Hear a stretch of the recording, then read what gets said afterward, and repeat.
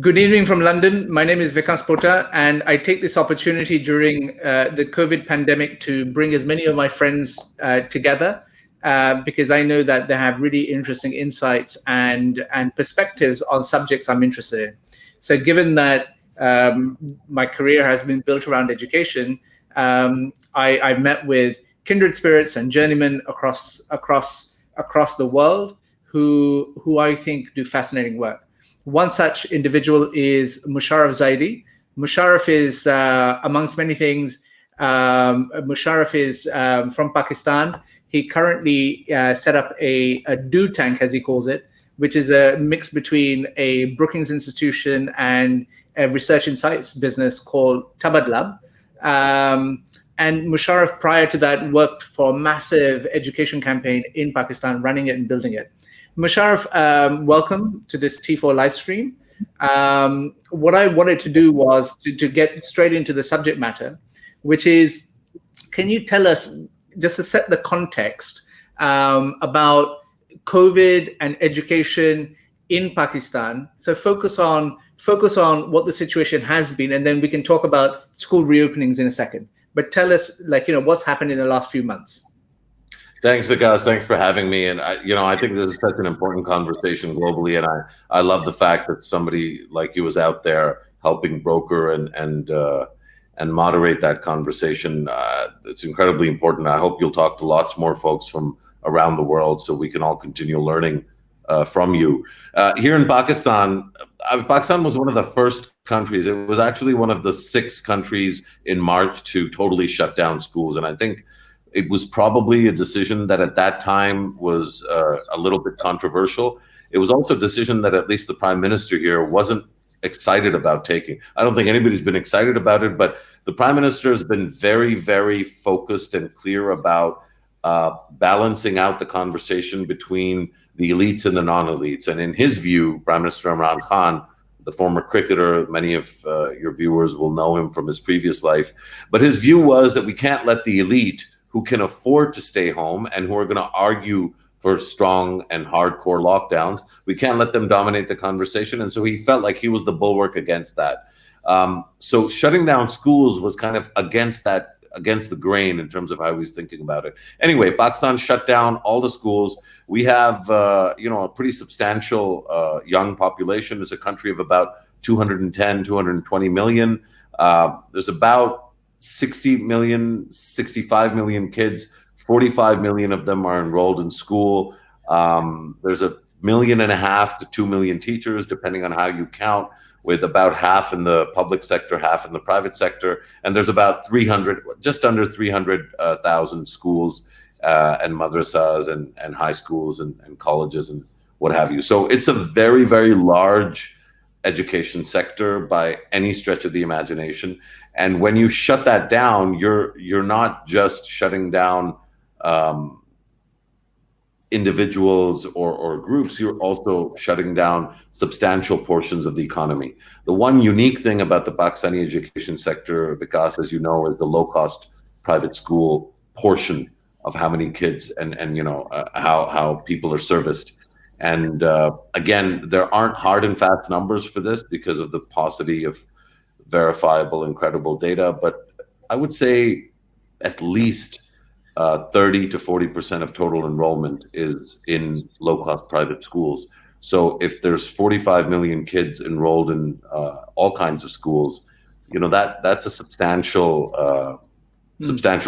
number of students that attend low-cost private schools. And the reason that's relevant, just as my last point, is that essentially 6 months of no school for those low-cost private schools that are not doing Microsoft,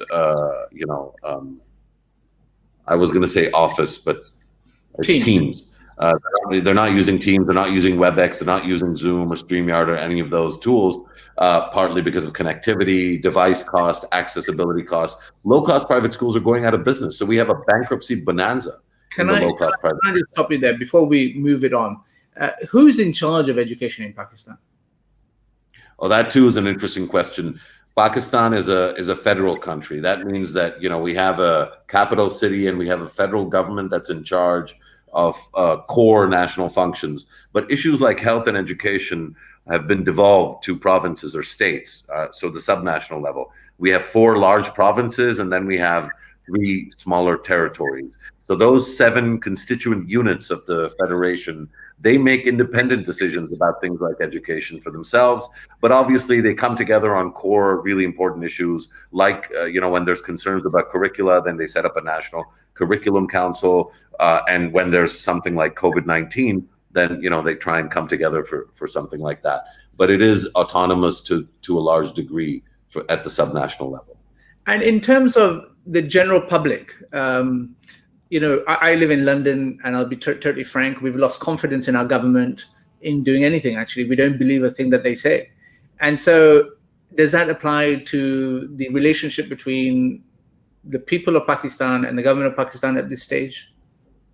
I think it's a mixed bag, because there's a couple of areas in which actually what the government has done has actually renewed the potential of the citizen-state relationship. Just to give you a quick example, and actually it's the prime example, in my mind, the only and a really valuable one.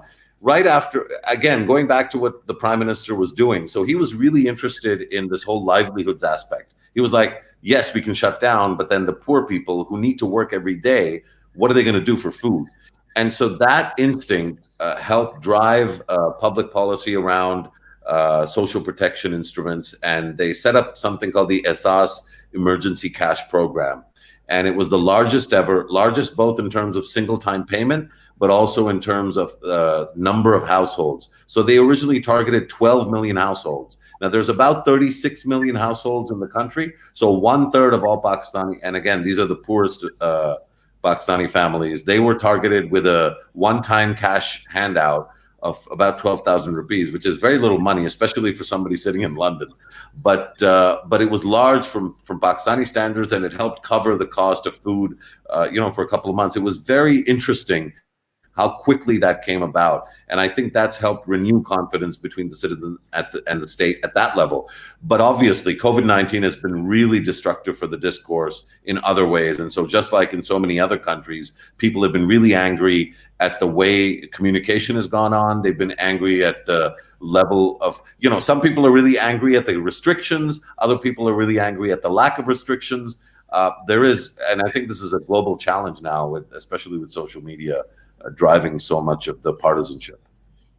So if we go on to what you started speaking about, which were, what the pressure points in driving this conversation of school reopenings. And I think, and what everyone should be aware of is that you just published this really fantastic report, an analysis of the situation in Pakistan vis-a-vis school reopenings. And you also try to make some international comparisons as to what's happening. Tell us, in terms of the unique pressure points that Pakistan faces, that's driving this conversation.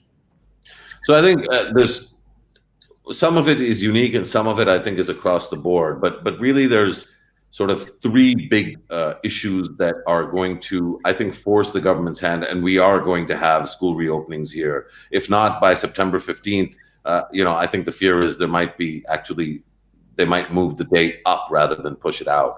And of course, anybody reasonable is still concerned, and anybody risk averse is like, well, do we really want to do this? Well, it doesn't really matter anymore because of 3 factors. Number one, the learning loss quantum, as again, the World Bank has done some work on this. The UN the UN Secretary General released a report. I know you've been following this really carefully. The quantum of the learning loss is very, very large. And in Pakistan, we're already dealing with a very, very learning deficient system where learning outcomes are very, very poor. So if you already have poor learning outcomes, and then you have the accumulated learning loss from the COVID-19 shutdowns, that's a big concern. The second category of concern are the bankruptcies. That basically you're going to have a substantial portion, anywhere between on the lower end, 5 million. On the higher end, it could be the entire low-cost private school sector, which would be closer to 15 million. If these schools shut down, and it took us 20 years to build up the sector, and when we say it took us, it was organic in many ways, because it was a response to a state failure to provide public schooling for families that couldn't afford the really expensive high-end schools. If you wipe out that sector, or if you allow those bankruptcies to sort of get set in stone, how are you going to get those kids back in school? So the low-cost private school bankruptcies is not a concern because we want to line the pockets of the school owners. It's a concern because those kids will have nowhere to go. And of course, we already have a massive out-of-school population. The government's last published number was 22 million. Some more conservative estimates pin the number at 16 million, whether 22, 16, or even 10. These are massive numbers. And just to make up these numbers alone is a task. But if the post-COVID situation leads to higher, dropouts and kids getting pushed out of school, I mean, that's a massive crisis. And then the third one, which I think doesn't get enough conversation around it, I think because there's all kinds of sensitivities, but basically, I think the vulnerability of children to child labor, to domestic violence, and to other risks from not going to school are substantial. And again, we haven't talked about them enough. So those three factors, I think, are going to force the government's hand, not just here, but I think everywhere, to open schools. And of course, as you know, once you open schools, all of the risks that exist are going to come into play. And I go back to this question, which I think is the right thing to do, which is, what do the learners and what do the families think? What does the common populace of Pakistan think about school reopenings? Is it too soon? I understand that no one says that, no one wants schools not to reopen, but what is the sentiment? I did a policy roundtable yesterday on this question, and the experts, I think, are of one view, or rather kind of two views that kind of merge into each other. One, we shouldn't open schools thoughtlessly. We should be very, very careful and deliberate. And two, no matter what we do, we know how limited and weak the state is in terms of its capacity to enforce things, its capacity to follow up on things, its capacity to prevent individuals from taking advantage of new enforcement, standard operating procedures and the like. So there's a lot of skepticism about state capacity, combined with a lot of worry about not knowing enough. And just today, I was talking to officials at the Ministry of Education here in Islamabad. One of the interesting debates that's emerged is, does the fact that younger people, primary school students, for example, are less likely to be carriers, but because they interact physically more, if they are carriers, are more likely to pass it on, offset the benefit of the capacity of older students to actually listen to instructions to keep their masks on? Now, I don't think that there is a science answer to this question, because the question just popped up, and we just don't have enough empirics in order to be able to say definitively a yes or a no to these questions. And so I think a lot of ordinary folks are really confused. A lot of people want schools to open because they want to get back to normalcy. And a lot of people are really worried that this rush to normalcy is going to throw us back into the domain of, big numbers and scary scenes at hospitals in the way that we saw, particularly, I guess, in Italy, is where I think we all were scarred by the images out of Italy. So, I mean, your report also talks about, how we should be thinking about reopening schools with confidence, right? And so you want to talk about that a little bit in terms of how you're thinking about, or how your government should be thinking about reopening schools, so that you avoid the trauma that has so far been created. Absolutely. I think, look, the first thing to remember is that as soon as you open schools, what you're doing is exposing children to one of the big and most substantial vortexes of transmission risk. And the reason is that a student is living at home that's a contained environment. As soon as they leave home, they're using some mode of transportation to get from home to the school. At the school, they're convening with other students who've covered the same journey, but also administrators and teachers that have covered the same journey. All of those folks have used different modes of transportation and come different distances to the same place. And then all of them are going to go back. And each day is a multiplier on the next day. So the quantum of risk is massive, right? And again, because children interact with each other in a different way than adults do, with a lot more touching, pushing, and teasing, and playing tag, because it's harder for a kid to keep a mask. Frankly, it's hard for me beyond 20 minutes to not fidget with my mask. I can only imagine what an ADHD child is gonna do with a mask. So you put all those things together, and the transmission risk is off the charts, which means that I think public policy, individuals in public policy, decision makers, they need to be prepared for failure, because it's almost guaranteed there will be outbreaks. That's one of the primary things that we're asking people to understand about reopening, is that when you reopen, you will have new hotspots that will emerge. And the challenge will be to react to those in a way that doesn't reverse whatever gains you're able to make through the reopening process. Because what the reopening process is allowing governments all over the world to do is to revisit legacy systems. I think, from the start of the COVID-19 crisis, for me at least, one of the big windows that's opened up is, and it hasn't opened up like this, I think, in our lifetimes, Vikas. Maybe 9/11 was another such cataclysmic event, not in a positive way at all. But here, I think we're having a chance to look at our public health, our economic systems, our education systems in a way that we haven't gotten a chance to do before. So the challenge will be that when you have reemergence of the virus, when you have a school where there's an outbreak, how do you react? Do you panic and cave to the public discourse, the Twitter hashtags, the hyperventilating newscaster who's going to tell a story about a child that died of COVID because they opened up the schools? Or are you going to prepare people by setting expectations in a manner that allows you to do what, in Pakistan we've been talking about for a long time now, is smart lockdowns? That if you identify a hotspot, you deal with it in a contained fashion, but you don't let it disrupt and dismantle all the progress you might be making in other parts of the country. And so you also talk about, you've talked about uncertainty, you've talked about preparedness, and I think your report also spoke about localization as well as funding. Do you want to say a little bit more about that? Absolutely. The primary challenge for a country like Pakistan has not been the ability of federal decision makers to sit together and analyze data. They have artificial intelligence experts and epidemiologists and all kinds of great people who are world class, who are able to parse the data.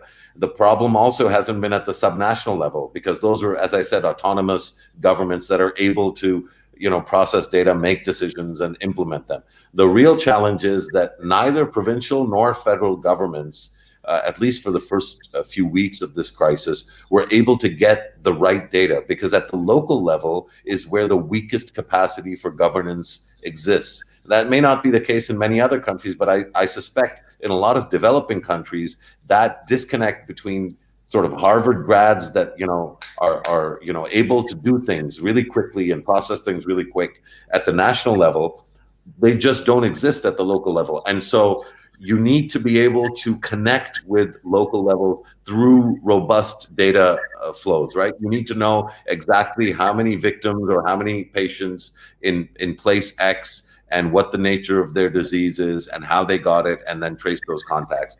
A little bit of practice over the last 2 or 3 months in particular, as this NCOC mechanism, the kind of convergence of the federal, provincial, and local levels at a nerve center that was established here, has helped deal with that. But I think the schools, in terms of quantum of challenge, are a whole new ballgame, because instead of dealing with 100 big hospitals, which is what Pakistan has, actually under 100 big ones, you're not looking for data from 100 big hospitals. You're looking for data from anywhere between 250 and 300,000 different schools.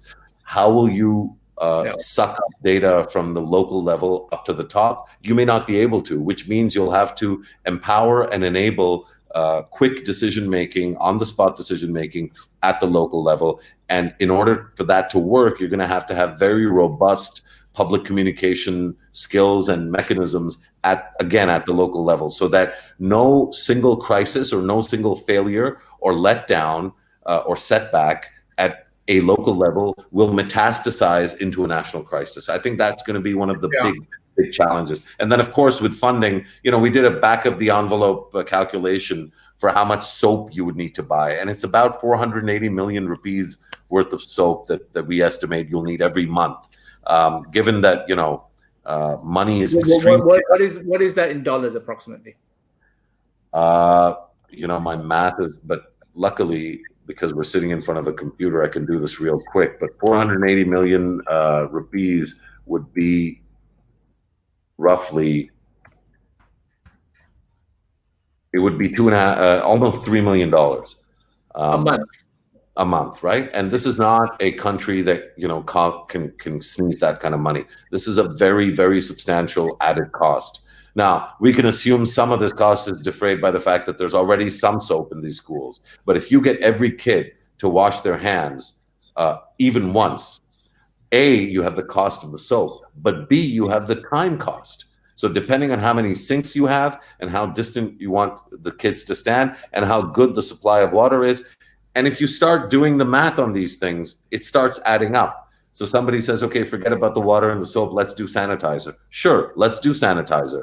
So if you were to supply sanitizer, where would you store the sanitizer? Because sanitizer is flammable, as you know. So do you trust the system to be able to store large tubs of sanitizer over any period of time? What if there's an accident on that front? And then also, where are you going to source that amount? I mean, soap you could probably source quicker, but sanitizer in that scale is going to be quite challenging. So there's a lot of these, we think it's a simple solution. Hey, let's give everybody, a bottle of sanitizer. Well, somebody's got to pay for that sanitizer. That sanitizer has to be stored somewhere. It has to be transported from point A to point B. And when you put all those things together for a system that's catering to, a population of 210, 220 million, a child population in your public sector alone of about 25 million students, suddenly you're dealing with scale and numbers that are really very difficult to fathom. Mosharraf, thank you so much for the insights that you've provided. I found them quite intriguing. I want to ask, no conversation that we have would be complete without a conversation about the teacher workforce. And tell us in terms of what you're seeing and what you're hearing with regards to teacher workforce in Pakistan. I think it's, I love the fact that, again, you and so many friends of ours have been a voice for teachers for these last few years. And I think that we need to continue to raise that voice. I think teachers have got a really bad deal. We're talking in Pakistan about shifting, right? That you break up the school into two, split it into half, get half the kids to come in the morning, half the kids to come in the afternoon. Now, in the public sector, where there's some coercive capacity that the state has, because these are permanent jobs, who do you think is going to be working twice as long as they used to? It's going to be the teachers. Who do you think is taking on the biggest risk of all in terms of adults in all of this, right? It's not the parents, it's not the principals. Again, it's the teachers. For a lot of teachers that have tried to stay connected with their students over this time period, they've done it on their own cost. Teachers have not been provided with the 4G or 5G connectivity. They've not been provided with the tablets. And most of all, even in places like even in the high-end schools where the connectivity, the software, all of those things have been provided, the training on how to manage a classroom the way you and I are talking. Imagine, Vikas, if even amongst a few of our friends, and we have some pretty rowdy friends, imagine 6 or 7 of us trying to have a conversation on Zoom. Like, we've tried that, right? And we've seen how difficult it is to manage. Now imagine all of us much younger. So the challenge that teachers have faced, whether it's at the elite schools where Zoom was a possibility, or it's in rural schools where it wasn't, the concerns, the well-being, the needs of teachers are not being catered to or examined in the way that they should be. But frankly, again, I think in this part of the world, that's par for the course. It's not extraordinary. That's exactly what I was going to ask. That's exactly what I was going to ask in terms of how different is that. And Mosharraf, when we talk about the silver lining that may come from the pandemic vis-a-vis education systems, people quite quickly go to the conversation around technology. And I know that you do have a belief in the importance of technology, but you also have a very different view. Do you want to share in terms of what you're seeing, apart from the inequities that have been arising as a result of it? Tell me what your forecast is for Pakistani edtech as an example, as a result of this. So I think edtech is already kind of blowing up and is going to blow up more in terms of attention from venture capitalists, in terms of coverage in newspapers, and also access to government offices. It's gone through the roof. I think that most edtech entrepreneurs they're good people and they want to do good. Too few of them have stood in a classroom and been overjoyed with the feeling of a kid getting it, and even fewer, because this is really what makes a teacher, have gone through the experience of the frustration of not being able to connect with a kid. I think that connectivity is really the pipeline of learning, right? Is that human connection that teachers have made with you, with me, with so many that are watching. We got made as people, or the better part of us got made as people by the teacher that was able to, it's like, think about, when you see those in-flight refueling of military planes, it's a really complex process. You have this big tanker-like plane, and then you have the small fighter jet, and they stick out the nozzle, and the hose is like waving around, and then finally it connects, and it's like eureka, right? Bang. And it's really like that with a teacher, except there's no physical connectivity, right? It's about capturing the imagination, engaging the imagination, and getting the kid to focus and learn. Unless edtech entrepreneurs begin to engage with people who are in the business of connecting with kids in that way, I think all over the world, you're going to keep struggling. You'll have great technological solutions, but I don't know if you'll have great pedagogy, because that's what's been missing. And I think Pakistan is a case study in that area. I also think that the real application of technology that excites me in terms of the silver lining potentially is the renewed focus on robust data and analytics, especially on the consistency and constancy of it. The most recent national education statistics for this country were published 3 years ago. It's not good enough, and we can do better. The people that are in charge of the government now, as well as the ones before them, they may hate each other, but the guy's name was Balighur Rahman. I'm almost certain you've met him. In fact, I know you've met him because we met together. He was in the PMLN, just a phenomenal human being, and deeply, deeply cared about this country and tried to do his best. The guy who's in charge now, his name is Shafkat Mahmood. And if you haven't met him, you will soon. And, Shafkat is like an incredible, he spent his lifetime in public service, deeply cares about the country. They may have different politics between the two of them. They both want to do good, but what they want to do and what collectively we all have done is just not good enough, especially on data and analytics. So I think maybe COVID-19 is going to help us realize the necessity of robust data and analytics, and I think technology definitely would help lubricate that whole process. There's a question. Sorry, Mosharraf, I have so many questions that are just coming to my mind that I wanted to ask you. I have one more, if you permit me. And that is to do with this genie that you talked about, that the state capacity has failed when it comes to education, and you see the rise of this low-cost schooling sector. Can the genie be put back in the bottle?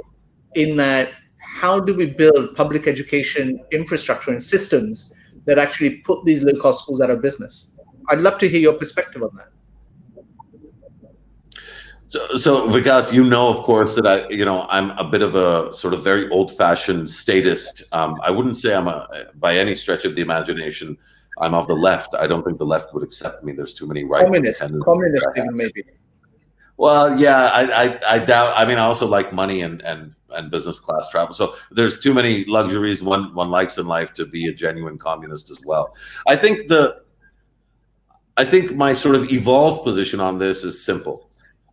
We need as many chairs and tables, virtually or real, in which children can feel safe and can learn all over the world, and especially in a country like Pakistan. So in order to build that, if there's free infrastructure that's available, free from the perspective of the taxpayer, that's great. The real trick, I think, into making it so that every kid that's born in this country and everywhere in the world has a shot at becoming a Vikas Pota,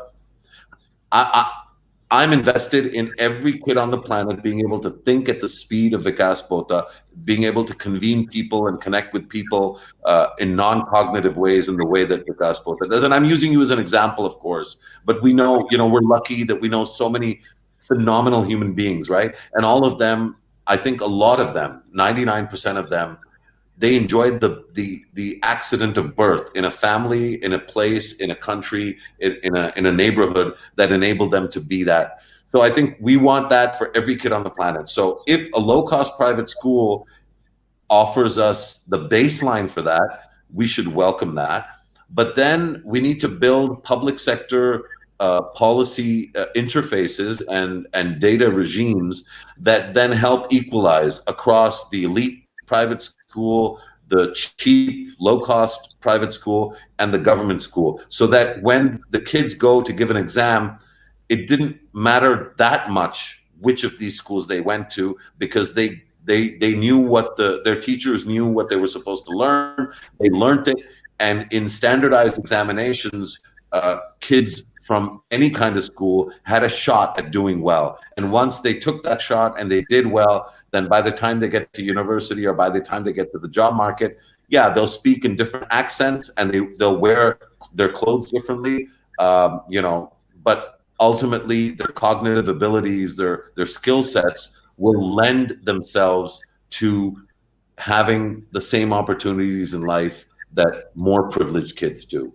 So I think low-cost private schools are part of the solution, but you need a really creative and driven public sector that's not thinking of this in terms of enforcement per se, because that teeth part should only just be there for the really bad cases. But it starts to think of itself as an enabler, not of the schools and the school owners, but of the children that are in those schools. Mosharraf, thank you so much. One final question. So a mutual friend of ours sent us this book, Letters to a New Minister of Education, which you may have seen, Fernando Remus from Harvard. Yeah. If you had to give one piece of advice to a minister of education in your country as to how they make the education system fly, what would it be? No matter what happens, avoid the areas of disagreement, whether it's language, religion, public versus private. There's so many areas on which people disagree. You and I disagree on so many things, including in terms of engagement with teachers. But most people working in education agree on 95% of the agenda. And I find it fascinating that so much of the debate is, should it be learning outcomes or access? Bro, you both want kids to do well. Don't fight over this thing and distract from the potential of achievement on areas that you agree on. So my advice to leaders in the education space is, don't give in to the temptation of being drawn into debates that essentially can never be won. It'll never be resolved, the native language debate. The science is clear. Native languages are better, but the politics is not clear. And if you're not going to win that debate, then you may as well get down to work on something that 99% of people agree on, instead of finding the one thing where you're going to be split 50-50. Mosharraf Zaidi, thank you so much for your time this evening.